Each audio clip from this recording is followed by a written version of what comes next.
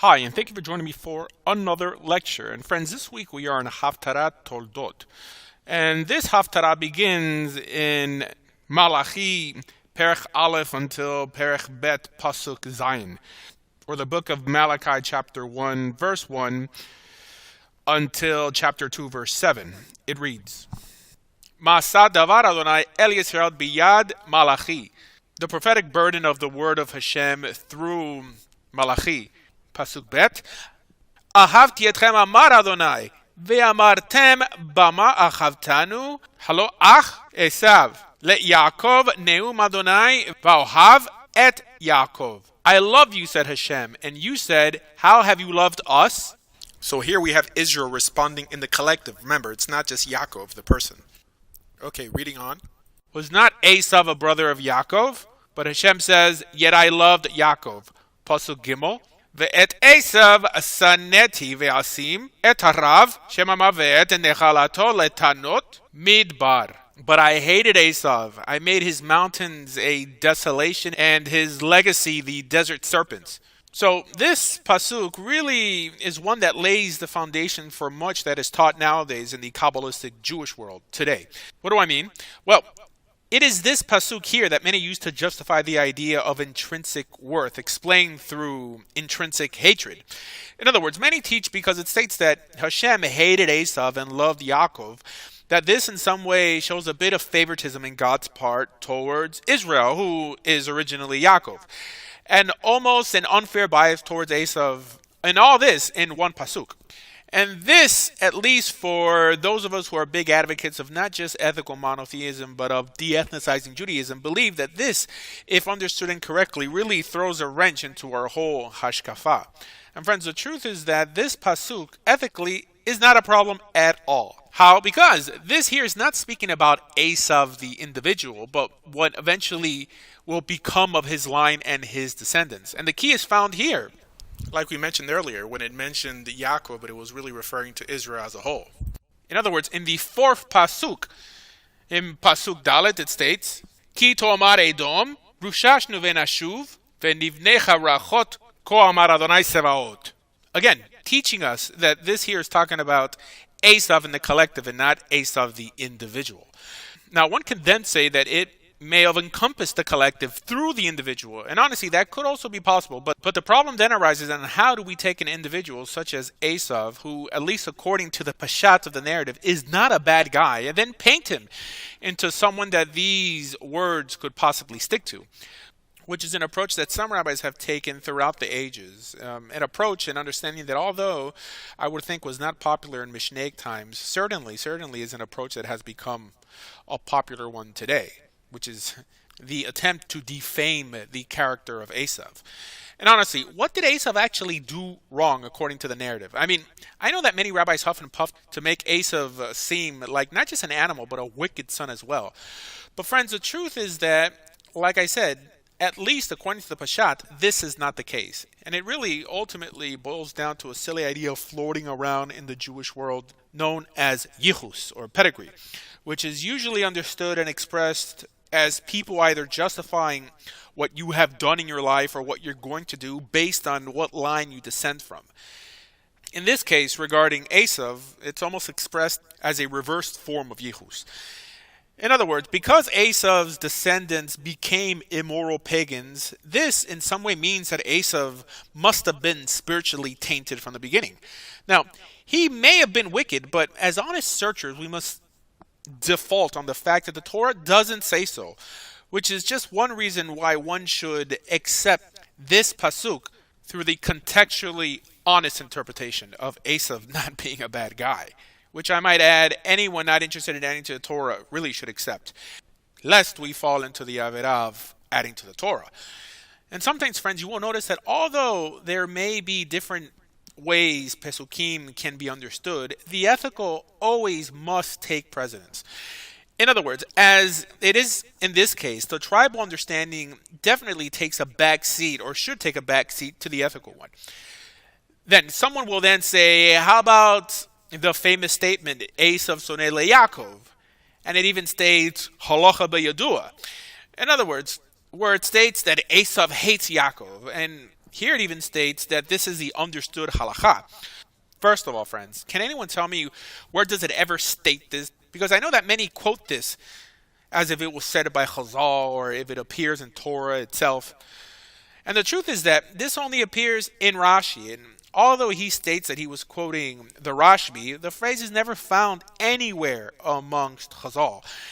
Not that anyone would ever consider that halakha, even if it was written by Chazal, even though we have no source for it, because it would obviously fall under Agadah, which is why many Rebbeim, including Rabbi Gil's student and Rav Yitzhak Alderstein, say that it must have been a misprint in the Rashi, assuming that even Rashi would have known the difference between halakha and Agadah. And some even state that the printers may have mistaken the Hey Lamed Aleph, which is Halo, which means, isn't it well known, with Hey Lamed, which usually translates as halakha. But I hope you're beginning to see how Midrashim and Agadot not only are very much confused with Torah, but in the case of this Rashi, could actually affect someone's ethical outlook, which is another reason one must be careful when studying Chumash via Meforshim. Because really, for our intents and purposes, one can even say Rashi may have made this up, because we have no source for it anywhere. And friends, this goes for all non-authoritative tales said about Esav. Because honestly, who knows anything more than what appears in the text? Honestly. Which, as a matter of fact, if you follow the narrative, at least according to its plain literal understanding, Esav did nothing wrong. Nothing. To the point that he was even favored by his father Yitzhak. And even later, or in the same narrative, it is Yaakov trying to appease his brother and even seems very, very remorseful while doing so. Basically for what has transpired. And the truth is that although we know that it is eventually Yaakov who ends up finding the God of Israel and not Esav, the narrative, even towards the end of their lives, does not depict Esav evil nor with evil intentions. And I know that our sages had a very different approach to this story, and the big question is why. Even going as far as to say that Yaakov studied Torah in his tent all day and even learned in yeshiva when he left his father's house. Even going as far as to say that Esav would lie to his father and bring him dog to eat instead of clean animals. And the truth is that these rabbinical folkloric embellishments ultimately hurt more than they help. How? Because it strips the narrative of any realism, anything you or I could relate to. Which is why, friends, you should not think for a second that only because an Aggadic tale appears in the Talmud or some other piece of rabbinic literature that this in some way speaks for Torah or for Judaism.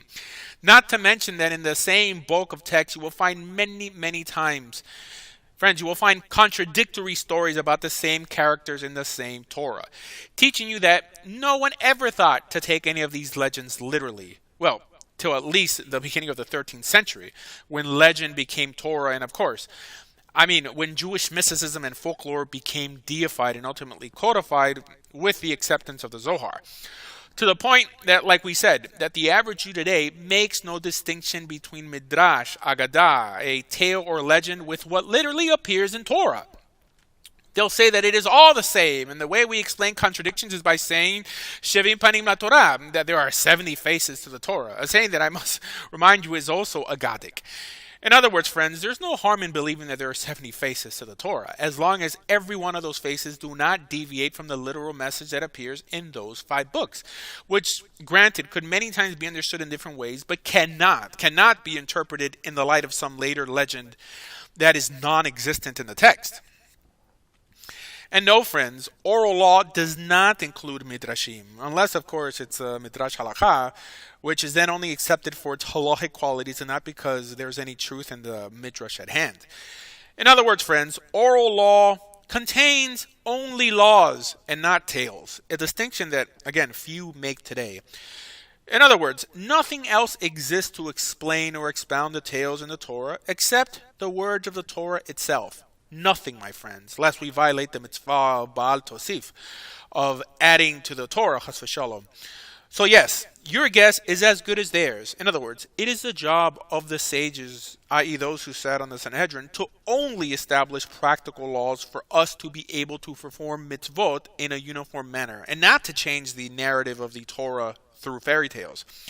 Especially when it is used to paint an ugly, biblically unsupported view of the outside world, telling you that The world intrinsically is your enemy and hates you, which is why I honestly believe that every Torah commentary that does not build its conclusion off of the plain understanding of the text, or even using some drashic method, in other words, understanding the narrative in context, should be rejected by the Jewish people.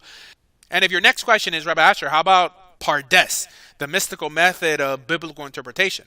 And my answer, friends, is that it's nonsense. It was actually developed post the 13th century and is not endorsed anywhere in Torah nor by Chazal. I mean, how many times does the Ramban disagree with Rashi, or other Meforshim disagree with each other for someone to then come around and teach that these rabbis cannot make mistakes? And if you bring this point down, what you will usually hear is that those rabbis are on such a high level, they can disagree, but we can't. Nice, huh? No deification, really, huh? So consider this lecture today a formal defense of Esav and all that has been baselessly written about him, to the point that even the Sifri goes as far as to say that the kiss that Esav gave Yaakov was not a kiss, but actually a bite. But you should know that this was only a minority opinion. But as you also know, when trying to justify hatred, it is usually minority opinions that are heard the most and are typically disguised as the majority.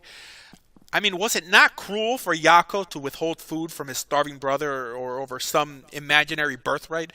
In other words, they would have known that his father would not have validated such a deal, especially when Esav made his decision under duress, especially when Yaakov directly disrespected his father by claiming to be Esav. And in retrospect, friends, did that supposed birthright help Yaakov in any way? Not at all, my friends. The narrative that is very clear in Torah of the life of the patriarch Yaakov is that everything he acquired, he earned on his own and on God's good grace. In other words, the birthright ultimately meant nothing. And please, friends, let's not heap the Torah and its ethics on individuals who lived before it was even received. In other words, let's not assume our patriarchs never made mistakes or assume that they secretly owned a copy of the Torah before it was even given, like many ridiculously teach today. The truth is that, according to the narrative, our father Yaakov did not know the Almighty until he found him later on in his life. And this is what the narrative alludes to. Heck, remember that the name Yaakov literally means a deceiver, to the point that we only really see his attitude change later on in his life when we see that the Almighty changes his name to Israel. So how can we then try to justify every act of deceit that Yaakov commits in his youth like a bunch of bigoted ethical morons? Why ethical morons? Because that is what it means when one assumes that the reason people are ethical is solely because they were born that way. Or in our case, in reverse. That because people were born a certain way or from a certain group of people, that individual must be ethical, no matter what they do. Teaching us, which is unfortunately what is popularly taught in the Jewish world today, that it is those with Jewish blood versus those without Jewish blood, instead of a struggle between the decent and the indecent, no matter of your genetic makeup. The age-old debate of nature versus nurture, a debate that really, according to the Peshat, does not really go too far. For example, with, let's say, Ishmael, one could say that the reason Muslims are spiritually inferior is because Yitzhak was a son of the promise, the line which the covenant would extend through. But what about the story between Yaakov and Esav? I mean, they're both sons of the covenant. Both were circumcised. And as the rabbis teach, that Edom became Rome, which, according to Chazal, is synonymous with Christianity, just as Ishmael is with Islam. In other words, if blood meant anything, how could Esav, whose grandpa was Avraham Avinu, not be considered in the covenant today when Yaakov is? Simple, because being in the covenant, what people refer to as being Jewish nowadays, has nothing to do with who your mom was, but is solely due on your behavior. Heck, even Lavan was Rivka's brother, so much for Yichus. Now, I'm no Karaite. I believe in Torah Shabbat Peh, and as I teach in my video called The Truth on Matrilineal Descent, regarding the notion that if your mother is Jewish, you are Jewish, that this was a notion created by the Sanhedrin solely for legal purposes. In other words, not a notion necessarily endorsed by the Creator for whom he considers in the covenant or not. And also, this notion that Muslims today are our cousins because they are supposedly descendants of Ishmael is a solely Islamic idea. In other words, there's no source in the Jewish world that teaches that the Ishmaelites became the father of the first group that embraced Islam. And talking about midrashim, there's even a midrash that teaches that Yishmael made teshuvah, which is an idea that is not so far-fetched, mainly because it's built off the pasuk, where it states that he reunited with his brother Yitzhak to bury his father.